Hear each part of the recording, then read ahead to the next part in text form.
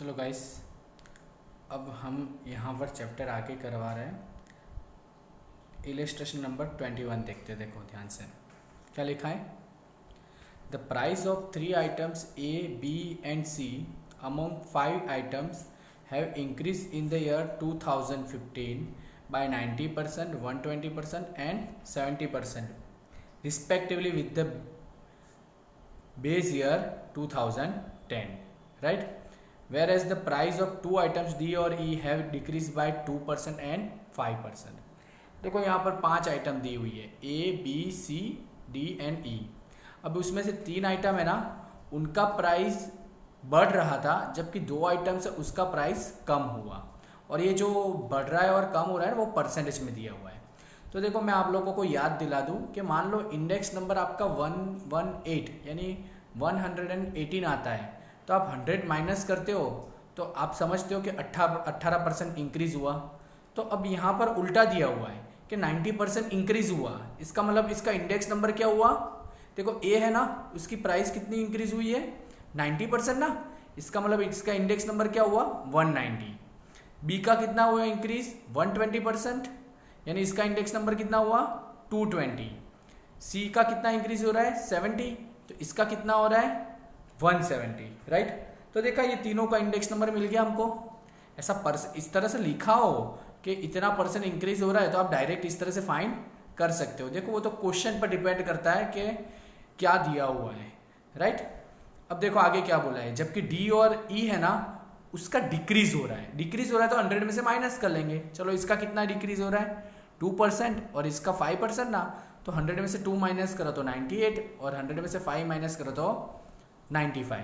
तो देखो ये पांचों आइटम का इंडेक्स नंबर आ गया। तो देखो मैं बॉक्स बना रहा हूँ। सबसे पहले मैंने आइटम लिखी A B C D E.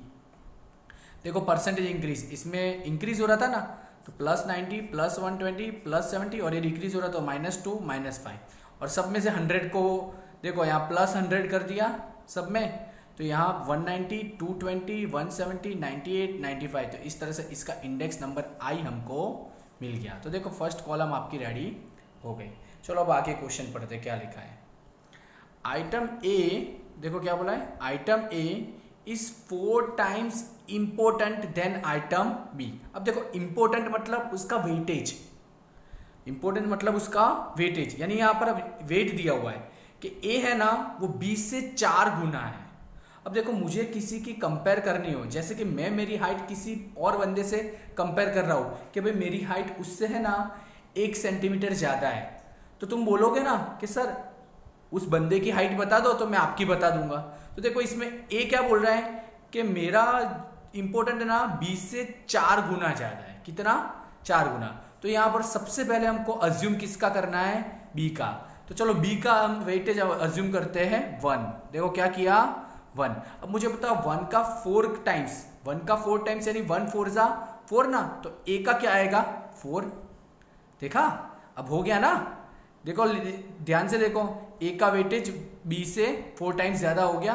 Okay अब देखो आगे, and item C is 6 times important then item ए।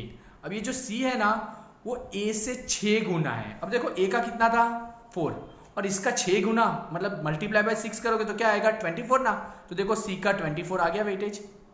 देखा यहाँ पर आपको डब्ल्यू रेडी नहीं दिया हुआ है, यहाँ पर इस तरह से कुछ स्पेसिफिक नोट्स दी हुई है, राइट, उस पर से आपको डब्ल्यू रेडी करना है।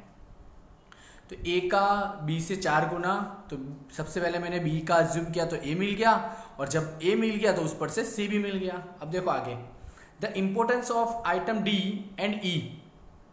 देखो डी और ई ये दोनों का क्या बोला है is 2.5 times the importance of item B. ये डी और ई क्या है पता है, डी और ई क्या बोल रहे हैं कि भाई हमारा इंपोर्टेंस है ना बी से 2.5 टाइम, 2.5 टाइम यानी 2.5 टाइम्स। तो चलो अच्छा बी का क्या था पहले देख लेते हैं। ये बी का कितना आया था 1, बी का कितना था 1, तो 1 का 2.5 टाइम करोगे तो 1 मल्टीप्लाई बाय 2.5 यानी 2.5 आएगा ना। तो डी और ई में देखो, डी और ई में 2.5 लिख देंगे, और इस तरह से हमारा डब्ल्यू भी रेडी हो गया। बोलो आई रेडी हो गया, डब्ल्यू रेडी हो गया। देखा क्वेश्चन पर से समझ में आ रहा है। और इस तरह से हम लोगों को आगे बोला है जनरल इंडेक्स नंबर फाइंड करना है। तो इसका मतलब यही कि IW दिया है ना, तो IW का मल्टीप्लाई करो, आंसर लाओ, और फिर वो जनरल प्राइस इंडेक्स नंबर की फॉर्मूला है ना, sigma IW divide by sigma W, और यहाँ पर आंसर रख दो। तो देखो 163.01 आएगा, इसका मतलब 63.01% प्राइस इंक्रीज हुआ, राइट।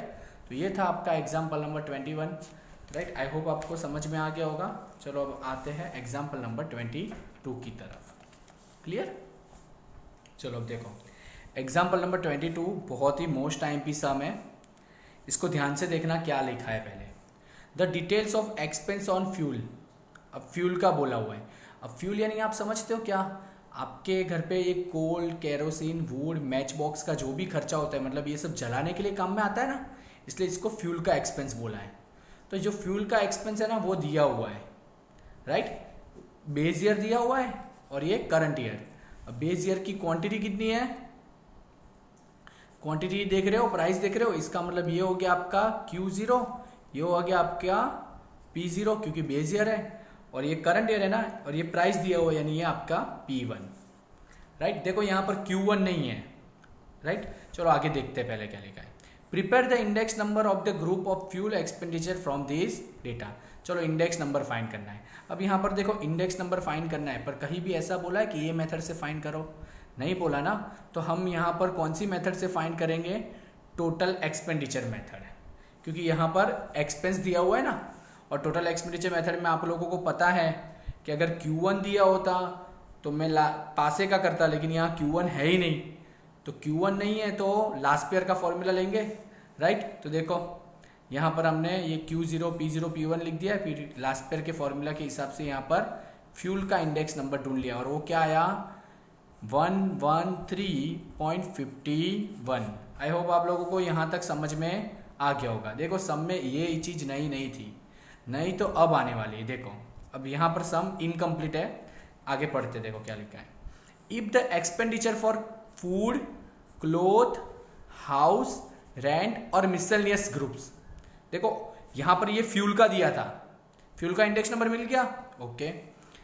बाकी जो फूड, क्लोथ, हाउस रेंट और मिसलेनियस 1 2 3 4 5, ये 5 आइटम है ना, उनका देखो लिखा है 3, 2.5, 4.5 एंड 3.25 टाइम्स रिस्पेक्टिवली। अब देखो ये टाइम्स दिया हुआ है, ये परसेंटेज नहीं दिया हुआ है, राइट। इनका जो एक्सपेंडिचर है ना वो टाइम्स में दिया हुआ है। अब टाइम्स में दिया है तो आप लोगों को क्या करना है, मल्टीप्लाई बाय 100 कर लेना है। क्या करना है ना, मल्टीप्लाई बाय 100। और एक चीज याद रखना, इसमें आप लोगों को 100 ऐड नहीं करना है, 100 ऐड नहीं करना है, क्लियर। क्योंकि यहाँ पर टाइम्स दिया हुआ है। तो देखो चलो, तो सबसे पहले हम लोग देखो यहाँ पर चालू करते हैं, पहले ग्रुप बना देते हैं, food, clothing, house rent, miscellaneous, और लास्ट में हमने एक फ्यूल का तो ढूंढ लिया ना, तो यहाँ फ्यूल लिख देते। तो देखो 6 आइटम हो गई। अब चलो फूड का क्या बोला था, देखो 3 ना, इसका मतलब 300, 3 टाइम्स यानी 3 मल्टीप्लाई बाय 100, 300। 2.5 है ना, तो 2.5 इंटू 100 करो तो 250, 4.5 इंटू 100 करो तो 450, 3.25 इंटू 100 करो तो 325। और हाँ, ये जो फ्यूल था उसका तो हमने फाइंड आउट किया था 113.51, तो यहाँ देखो 113.51 है ना, तो इन्होंने 5 लिखा है, कोई फर्क पड़ता नहीं है ज़्यादा, क्लियर। तो यहाँ पर इंडेक्स नंबर आई रेडी हो गया। चलो अभी भी क्वेश्चन हमारा क्लियर नहीं है, अब आगे पढ़ते हैं। आगे देखो क्या लिखा है, and if the expenditure on this group are 42%, 15%, 10%, 12% respectively of the total expenditure. मतलब ये टोटल एक्सपेंडिचर का इतना वेटेज है सबका, मतलब फूड का 42%, क्लोथिंग का 15%, हाउस का 10%, हाउस रेंट का 10% और मिसलेनियस का 12%। अब टोटल तो पता है ना, मिलजुल के टोटल कितना होता है, 100% होता है। तो देखो वेटेज डायरेक्ट लिख दिया 42, 15, 10, 12, राइट। और अभी टोटल कितना होना चाहिए वेटेज, परसेंटेज टोटल कितने होने चाहिए, 100% होने चाहिए ना। तो देखो इन सब का टोटल करो तो आप लोगों को कितना मिलेगा, 79। कितना मिलेगा, 79। अब 100 में से 79 माइनस करो तो 21 ना, तो वो 21 बचा किसका होगा, फ्यूल का। तो देखो फ्यूल में हम लिख देंगे नीचे 21। और इस तरह से हमारा इंडेक्स नंबर और वेट रेडी हो गया।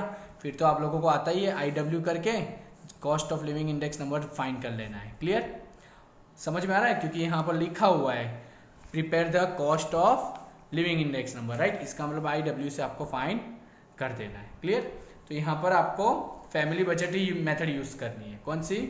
Family budget method.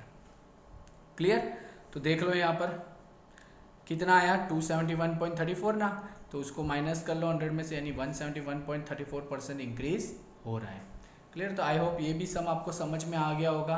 देखो सबसे पहले हमने क्या किया था, ये जो दिया था ना फ्यूल का डेटा, उस पर से हमने फ्यूल का इंडेक्स नंबर फाइंड किया तो मिल गया, राइट। फिर बाकी सब का इंडेक्स नंबर के लिए इन्फॉर्मेशन दी हुई थी और वेट की भी इन्फॉर्मेशन दी हुई थी। देखो इंडेक्स नंबर की जो इन्फॉर्मेशन टाइम्स में दी हुई थी ना, तो उसको मैंने सब में से मल्टीप्लाई बाय 100 करके लिख दिया तो इंडेक्स नंबर मिल गया, और परसेंटेज जो दिए थे वेटेज के वो लिख दिए।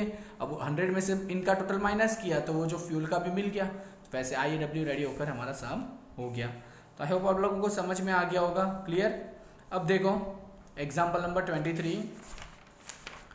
अब देखो यहाँ पर क्या लिखा है, find the real wages for the worker. क्या फाइंड करना है? Real wages for the worker. अब देखो रियल वेजेस की फॉर्मूला पहले देख लो, average monthly wage divide by cost of living index number into 100। ये याद रखना, मतलब आपको क्या करना है, ये डिवाइड बाय, इसको मल्टीप्लाई बाय 100 करो, डिवाइड बाय ये करो, तो रियल वेज आ जाएगा। तो पहला क्वेश्चन देखो, पहले हम ये जो year average monthly wages cost of living index number ये हम रख देते हैं, ईयर एवरेज मंथली और कॉस्ट, और ये रहा रियल वेज। देख लो रियल वेज का फॉर्मूला बताया था आपको, ये डिवाइड बाई ये इंटू 100, ये डिवाइड बाई ये इंटू 100, तो आ जाएगा। चलो फर्स्ट क्वेश्चन क्लियर हो गया। अब देखो आगे क्या बोला है, आगे बोला है find the purchasing power of money in the year 2015 by taking the base year 2001। अब देखो 2015 की परचेसिंग पावर फाइंड करनी है। क्या फाइंड करनी है? परचेसिंग पावर, और बेस ईयर कौन सा लेना है? 2001 का। चलो परचेसिंग पावर कैसे फाइंड करते हैं वो मैं आपको बता देता हूँ, राइट। अब देखो सबसे पहले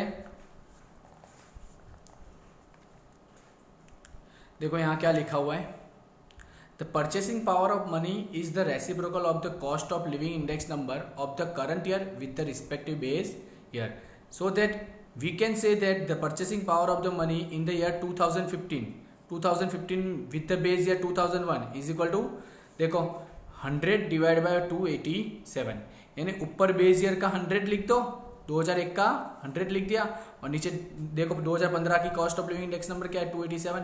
इसका मतलब 0.35 आएगा, राइट।